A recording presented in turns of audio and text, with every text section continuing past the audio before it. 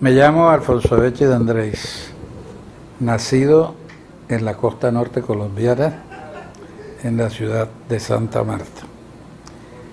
En esta ciudad existe un área bananera llamada la zona bananera. Estudié ingeniería civil y trabajé un par de años después de graduado en la ciudad de Chicago. De ahí me regresé a Santa Marta y me vinculé a United Fruit Company a través de su subsidiaria en Colombia llamada Compañía Frutera de Sevilla. Lógicamente, como ingeniero recién egresado y falto de experiencia en el área de ingeniería aplicada al agro, inicié como ingeniero que se inicia en estas labores, ingeniero de campo. Después de pasados 6 meses, me ascendieron ya a ingeniero de proyecto. Quisiera contarles cómo era el desarrollo de los trabajos en esa empresa. Seré más específico en el área técnica, no agrícola, porque yo no estaba vinculado a esa rama, pero tenía que relacionarme con ellos en una u otra forma, porque todo el trabajo que ejecutaba era para beneficio de la agricultura. En esa época, en ese entonces, la compañía tenía una serie de comisariatos donde vendían a todos los empleados, desde el gerente hasta el obrero, la comida a unos precios bastante baratos. Era tal lo barato que algunos obreros compraban a todo a lo que tenía derecho y revendían en el comercio local o a personas no empleadas. Porque además de que era muy barato, existían unas cantidades con derecho a comprar bastante altas que no alcanzaba una familia normal a consumir.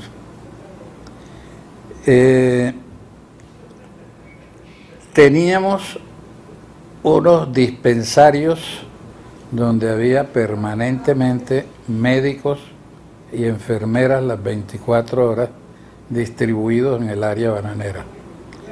El hospital central quedaba en la ciudad de Santa Marta.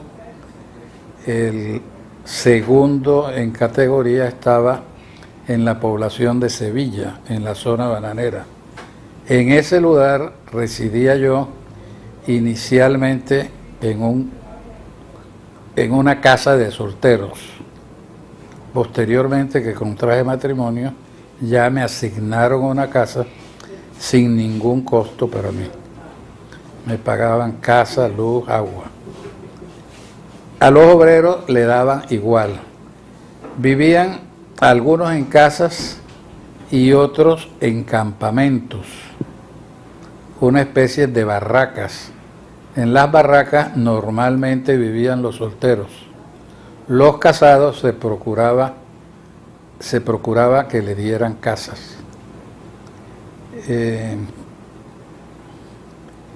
el servicio de médico y enfermeras era para todo el mundo? El servicio médico y de enfermeras de que les hablé era para todo el personal que trabajaba en la empresa.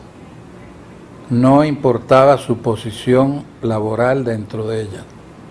¿Cuántas personas más o menos laboraban en la empresa en ese momento? En ese momento había un personal de aproximadamente 8 a 9 mil trabajadores, incluyendo todas las categorías dentro de la empresa, incluido el gerente. ¿Y el salario promedio era? El salario promedio era el más alto de la región. Realmente ya eso hace tantos años del año 57 a la fecha, hoy 10 de agosto del 2004, no recuerdo exactamente. Sí recuerdo que yo como ingeniero de campo pues ganaba suficiente para darme una vida de soltero buena. Yo tenía derecho a comer en el club donde había un comedor muy bueno, atendido muy bien. Había un bar muy espléndido y después de trabajo nos reuníamos a jugar dominó, a jugar cartas y a mojarlo con unos traguitos. ¿Cómo era el sistema de contratación de los obreros? O sea, ¿de qué manera se les pagaba a ellos? Ahora existe El pago, la contratación era por término indefinido. Inicialmente había un periodo de prueba, siguiendo las normas legales del país. Una vez pasado el periodo de prueba, pues ya era un contrato a término indefinido. Los pagos al personal, a los obreros, se hacía semanalmente y había 1 o 2 carros de pago que salían por el área bananera a las diferentes fincas o campamentos donde establecían horarios que llegaba el carro y donde el personal iba a recibir su salario. Se hacía en efectivo. ¿Y a ellos se les pagaba por hora o por caja? ¿Recuerdas? La forma de pago era por las 8 horas de trabajo, pero además de eso al personal de producción en banano le pagaban un incentivo por el número de racimos que sacaran. En ese momento todavía no se empacaba el banano en cajas, se mandaba el banano al exterior, especialmente a Estados Unidos y a Europa, en racimos. No había la exigencia que hoy tienen los mercados de la calidad que hoy día es un banano que sale todo parejito, igual, sin rayones, sin picaduras, sin manchas negras, sin ser pecoso. En ese entonces se sacaba el banano, en la empacadora habían 2 tanques, uno que tenía un químico, un ácido, el cual no recuerdo, y después 2 tanques con agua. Siempre estaba el agua circulante, entonces a través de unas barras que en un extremo le colgaban el racimo y en el otro un hombre lo alzaba, lo sumergía primero en el químico y después lo pasaba por los 2 tanques de agua para lavarle el químico. El químico le mataba cualquier hongo o infección que hubiera, pero para no llevar ese químico al exterior se le hacía ese lavado. Ese banano se embarcaba en los vagones del ferrocarril, los cuales se acondicionaban con la misma mata de banano, que como el banano cada vez que se corta un racimo hay que tumbar la mata, esa mata se abría y se le ponía como un colchón en el piso y en las paredes. Así es que así llegaba el banano al muelle de Santa Marta. Yo recuerdo que siendo joven, por ahí de 14 o 15 años, yo trabajé en el muelle en las noches, chequeando banano y contando banano, con un contador de mano. A veces me tocaba toda la noche. Por cierto que me pagaban muy bien. En la parte de ingeniería, el personal de ingeniería nos reuníamos a las 6 de la mañana en Sevilla, el grupo que estaba en Sevilla, y en las otras fincas se reunían en áreas también el personal, y cada jefe de sección pues despachaba sus cuadrillas con instrucciones precisas de qué debía hacerse en el día. Para posteriormente pasábamos en el vehículo a atender preguntas, a ver si el trabajo lo estaban haciendo bien, si se habían coordinado los envíos de materiales para que continuaran construyendo, y en la tarde regresaban al sitio de donde salieron a las 4 de la tarde.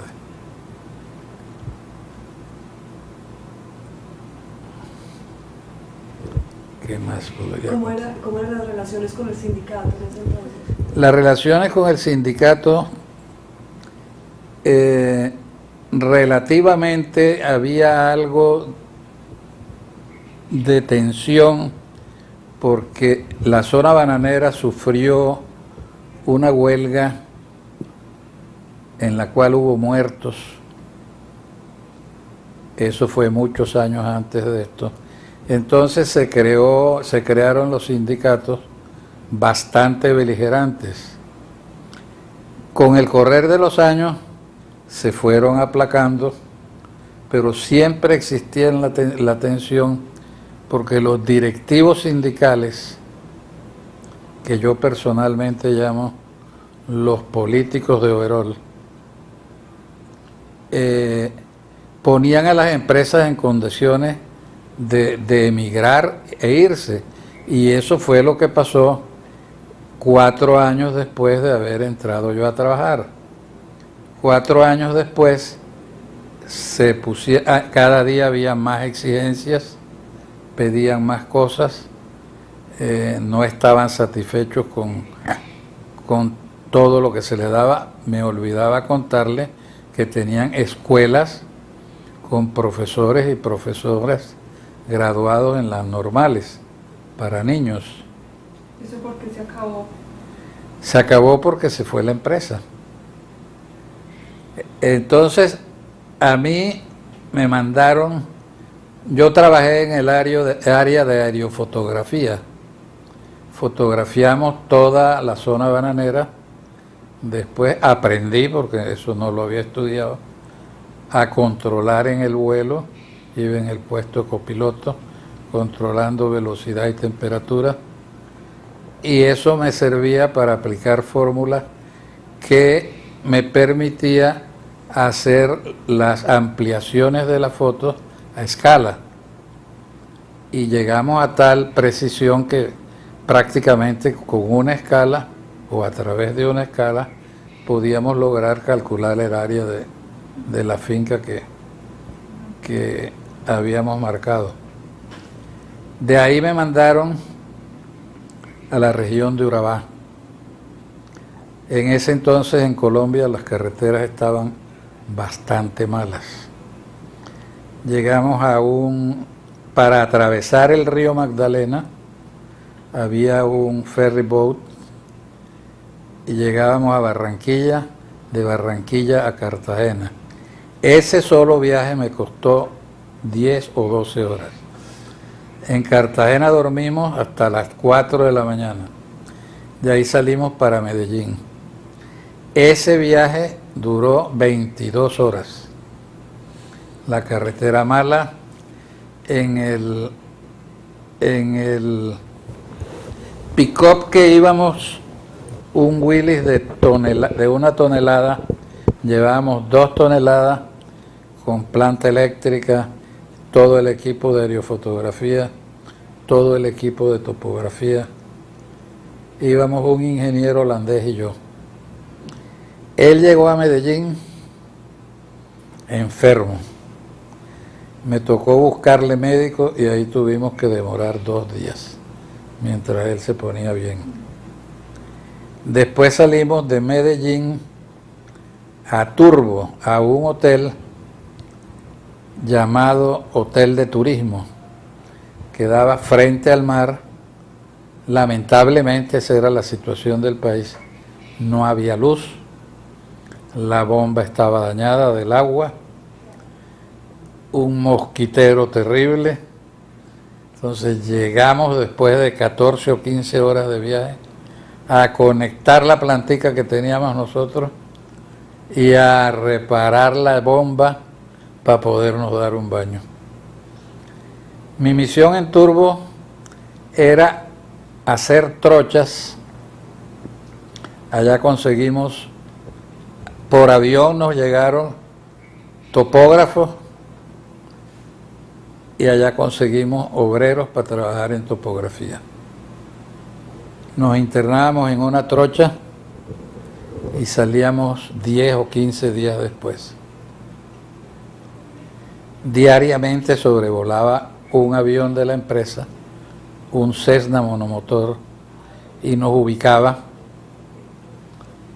Y cuando estábamos ya cerca del río León, Río León ese, creo que sí, al río León, nos recogía una lancha, nos sacaba a Turbo, ahí durábamos 2 o 3 días armando el material que habíamos adquirido en la trocha, tomábamos muestras de suelo y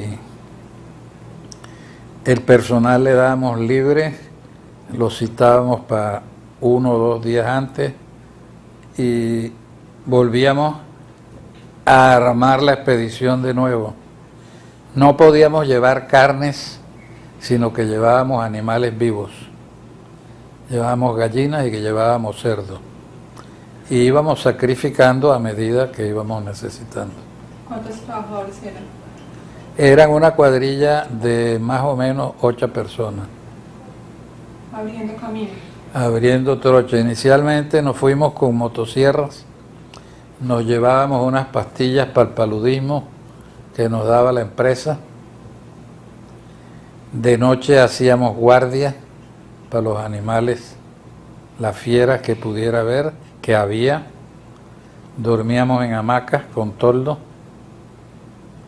Y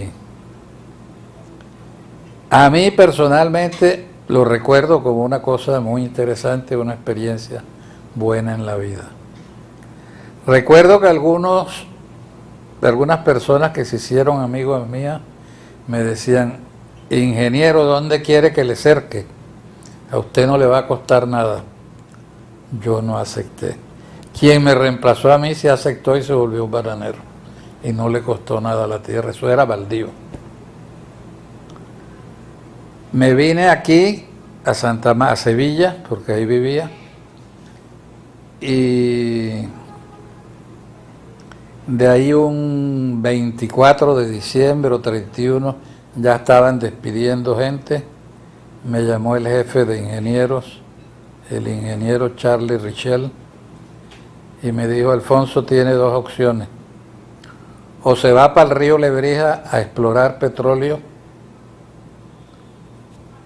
o se va para su casa, porque la compañía se va de Santa Marta.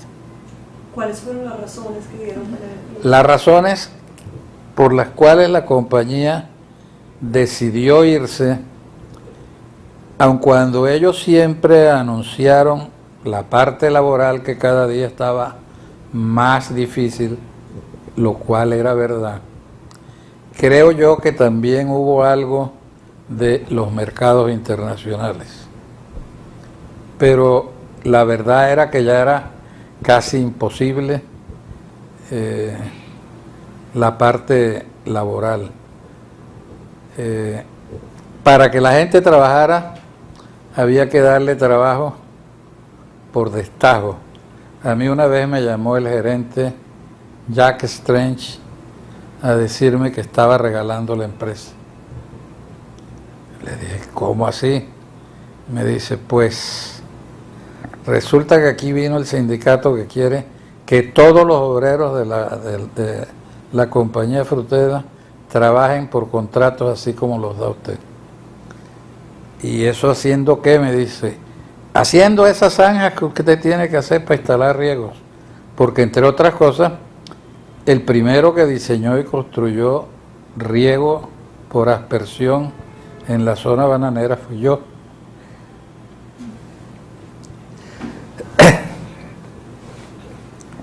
Entonces le dije, mire, lo que pasaba es lo siguiente, yo los ponía por día y me hacían 2, 3, 4, 5 metros y se ganaban el día y no trabajaban. Los puse a destajo, le decía, el metro me salía a tanto, lo puse a destajo por la cuarta parte de lo que me costaba el metro y me sacaban 30, 40 metros al día. Entonces la empresa ganaba por metro. Es que a mí me engañaron, le digo, bueno, era muy prudente que me llamara para que yo le explicara y no lo supiera por boca de otro. Entonces él llamó al sindicato y le dijo, señores, lo que pasa es esto. Y el personal estaba feliz con lo que yo les pagaba. Y me querían, por decirlo así, porque ganaban buena plata trabajando conmigo.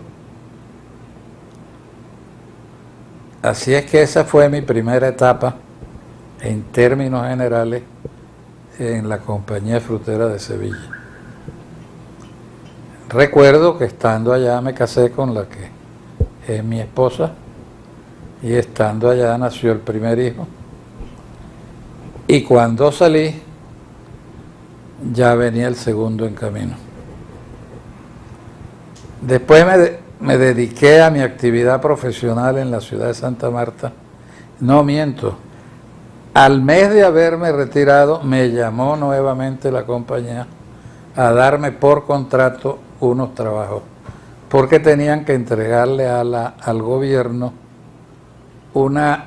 los campamentos debidamente acabados, arreglados, funcionales, y unas líneas de acueducto a algunas poblaciones o campamentos que no tenían agua. Duré 1 año trabajándole por contrato a la compañía después de 1 mes de haber salido. Después pasaron los años, me dediqué a las diferentes ramas de la ingeniería civil. Y estando trabajando en el terminal marítimo de Santa Marta, llegó un gerente que trabajó conmigo como jefe de fumigación y me dijo que si quería trabajar con ellos. Haciendo un paréntesis, lo de la fumigación, ¿cómo era la fumigación antes? ¿Qué precauciones tenía con los trabajadores?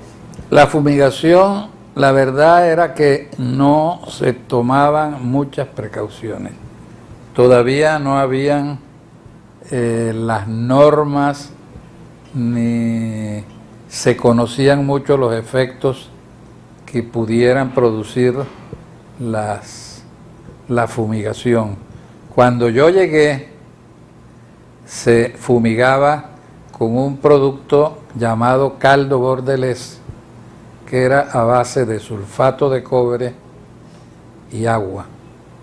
Eso habían unas redes de tubería dentro del bananal, al cual se le colocaban unas mangueras y eran unas bombas de alta presión y se fumigaban con unas torres, un área. La gente que trabajaba en eso salía azulosa por el caldo bordelés que le caía encima. ¿Y los obreros mientras fumigaban seguían trabajando normal o salían y volvían a entrar?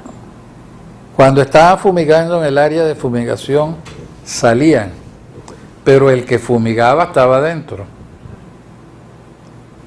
Y ese era uno de los productos que lavaban en el tanque de cuando la fruta se iba a exportar, el racimo. Porque vuelve la compañía entonces. Ellos duraron 1 año fuera solamente. No más. Después regresó la compañía, realmente no recuerdo cuántos años después. Durante ese tiempo se crearon algunas empresas nacionales, como Consorcio Bananero, realmente me escapa otra. Llegó la compañía, entonces ya llegó el sistema del embarque de la fruta exportada en cajas. Ya había las empacadoras con sus tanques de lavado, de leche, lavado, todo el proceso hasta la caja en el vagón del ferrocarril que llegaba al muelle. Ya en ese momento la compañía no le daba vivienda a los trabajadores. Ya no era la compañía propietaria de muchas fincas.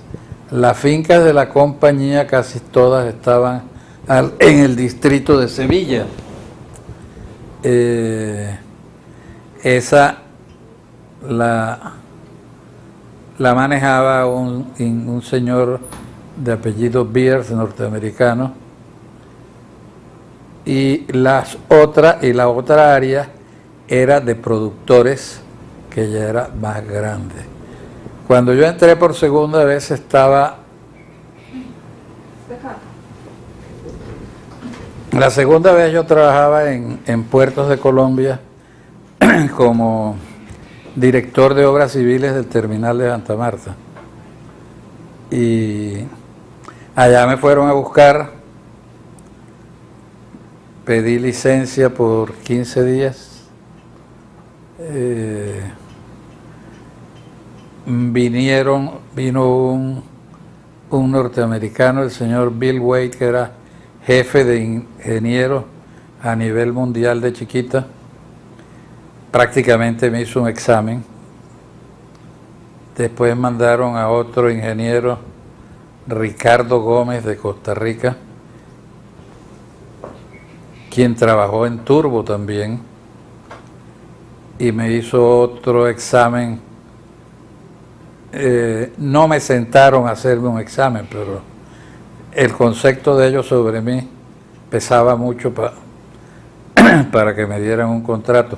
La verdad era que yo no lo buscaba, porque yo le dije al gerente que me buscó, si me mejoran las condiciones que tengo en Puerto de Colombia, me voy. Porque en Puerto de Colombia era un paraíso, el salario, pero realmente yo no estaba satisfecho porque ese era un antro. Eso era el desastre. Yo ahí tenía que vivir peleando con todo el mundo, con sindicatos y con todo el mundo.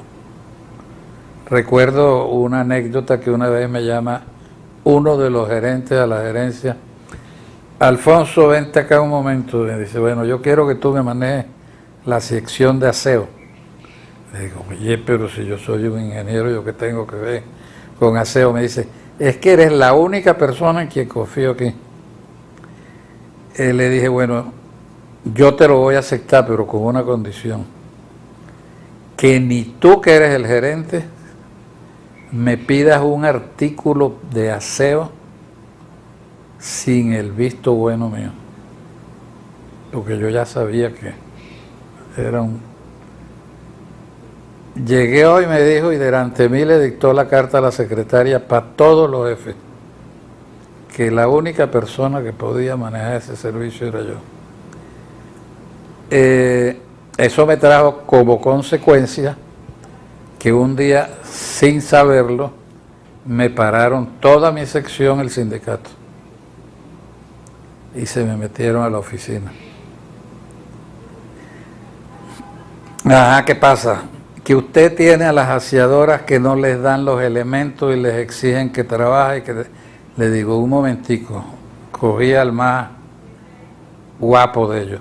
Le dije, dígame una cosa, ¿usted cuántas escobas tiene en su casa? Una. ¿Y cuánto le duran? Una escoba me dura 3, 4 meses en mi casa. ¿Y cuántos trapeadores tiene? Uno. ¿Y cuánto le dura? 5 meses, 6 meses. ¿Y cuánto cresopinol usa en su casa? Tanto. ¿Y cuánto le dura? Bueno, y así fui. Le dije, bueno, usted está aquí porque estas señoras aquí presentes están acostumbradas a que aquí, a cuántas yardas de bayeta para limpiar, a que aquí se les den una yarda de bayeta por cada cuarto que limpien, una escoba por cada cuarto que barren, una mecha por cada cuarto, un galón de esto, tal. Y eso dura 15 días, y a los 15 días hay que reponérselo. Ah, ingeniero, excúseme, pero a mí me habían engañado. Entonces se fueron. Las señoras se fueron bravas conmigo, pero posteriormente se les pasó la rabia. Pero era que no solo eran los obreros, eran los empleados de corbata los que tenían eso como un festín. Bueno, total, me salí del tema, que llegué a la frutera, me mejoraron el salario, renuncié a Puertos de Colombia y empecé, ya la cosa era distinta. Ya la empresa tenía solamente 2 dispensarios, uno en Aracataca, uno en Sevilla, y el Hospital Central, que es el que existe hoy día como Hospital del Seguro Social.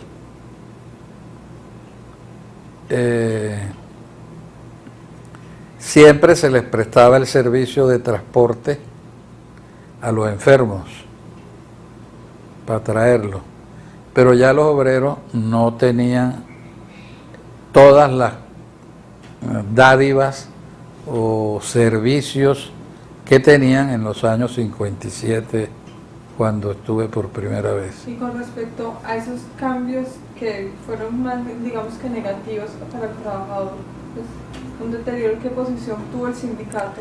La verdad es que no la pudo tener porque ya no existía nadie trabajando, ni la empresa estaba en el área. Ella llegó nuevamente y puso sus condiciones.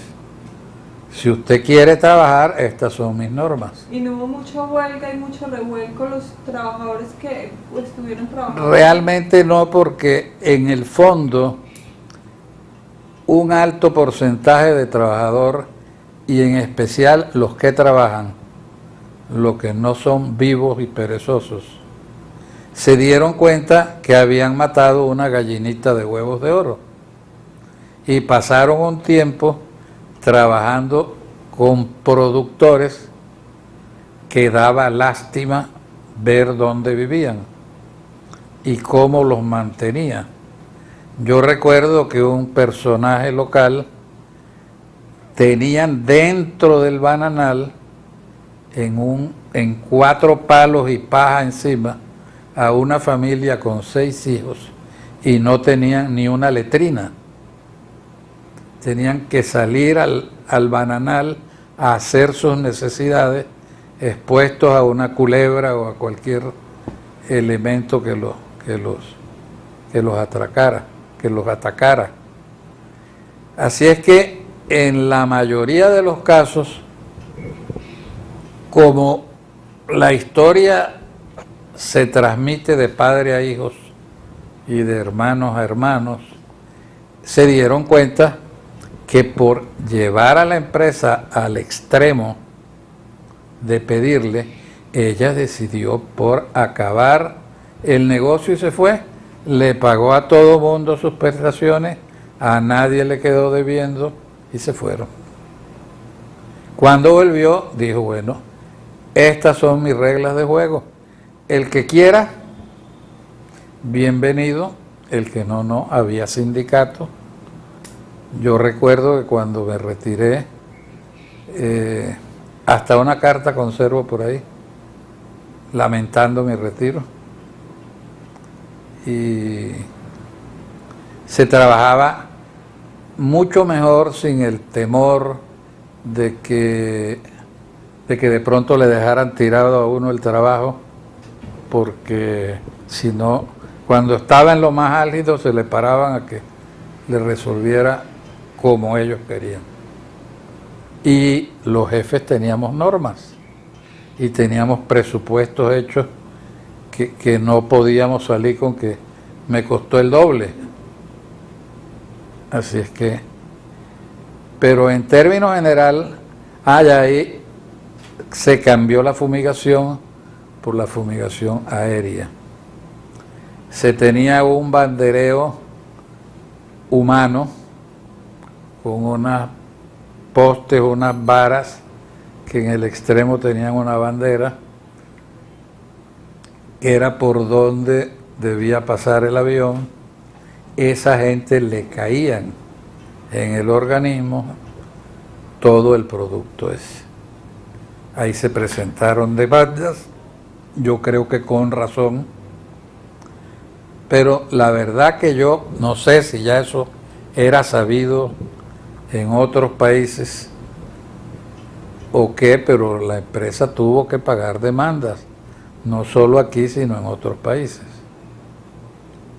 Ya hoy día, porque me tocó en Panamá instalar el bandereo electrónico, donde ya no se necesita el banderero, sino electrónicamente el avión se orienta, igual está en turbo, y aquí lo mismo. En ese periodo de trabajo, pues fue cuando se le dio más impulso a la tecnificación de la infraestructura de las fincas. Ya casi todas las fincas, si querían sacar producción, tenían que tener riego por aspersión, porque el riego por desnivel a veces no llega a todos los sitios. ¿Esa tecnificación implicó alguna disminución en la cantidad de personal empleado por hectárea? Realmente no, yo creo que hubo un incremento, porque en ese entonces todavía el riego no se controlaba electrónicamente, el riego por aspersión, sino que se controlaba manualmente. Eran unos postes que tenían una manguera, un niple donde llegaba el agua, y de ahí salía en una manguera, en el extremo estaba el aspersor, y había una serie de postes numerados que yo introduje desde un comienzo a ponerle colores a los postes para que el obrero no se confundiera si no sabía leer. Entonces sabía que el domingo era rojo, el lunes era verde, el martes era blanco, y así. Entonces les decían cuando iban a salir, mañana lo ponen en el blanco. Entonces, ¿Cómo era el grado de analfabetismo? Un momentito. ya no va a tener que ir a Ciénaga.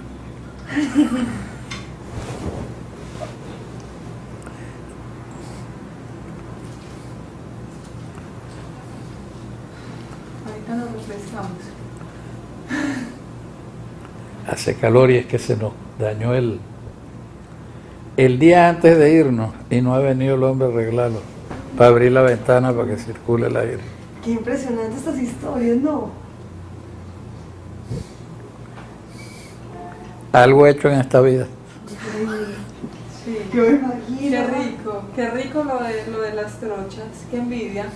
Qué A mí me envidia. hubiera gustado meterme, ahora que porque no se puede, No se puede. no por animales, por otro, Por animales de dos patas. sí, otro tipo. Ujú.